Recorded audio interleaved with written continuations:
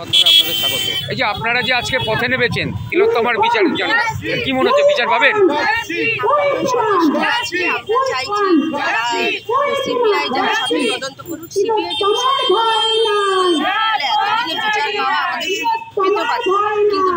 CBI সঠিক তদন্ত করে উঠতে পারেনি, তার পরিণতি আজকে আমরা দেখছি। একটা 32তম জন্মদিন যার কথা ছিল মোমবাতি জ্বালিয়ে উদযাপন করা, আমরা আজকে মোমবাতি তো জ্বালাচ্ছি, কিন্তু সেটা নীরবতা পালনের মাধ্যমে, যেটা সত্যি বাস্তবতা কষ্টের।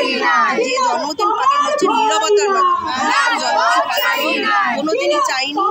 আশা করবো ভবিষ্যতে ন্যায্য বিচার পাবে, যার মাধ্যমে তিলোত্তমাকে যেন আমরা সেই জায়গায় পৌঁছে। আপনারা কি আজকে 32টা মোমবাতি জ্বালিয়ে তার 32তম জন্মদিনের শ্রদ্ধা জানাচ্ছেন?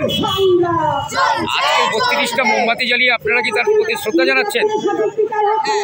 তার মা বাবা বলেছেন জন্মদিন, তার মা বাবার কথা শুনে আমরা রাস্তায় নেমেছি। আপনাদের দাবি কি? সঠিক বিচারটা হয়, একদম আগে থেকে তারা পর্যন্ত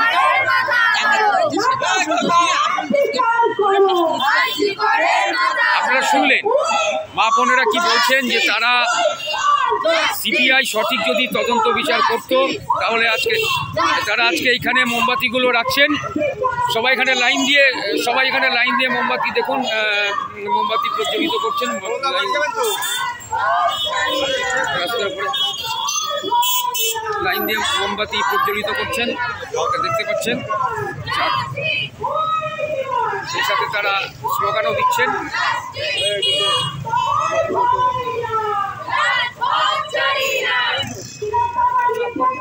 হ্যালো,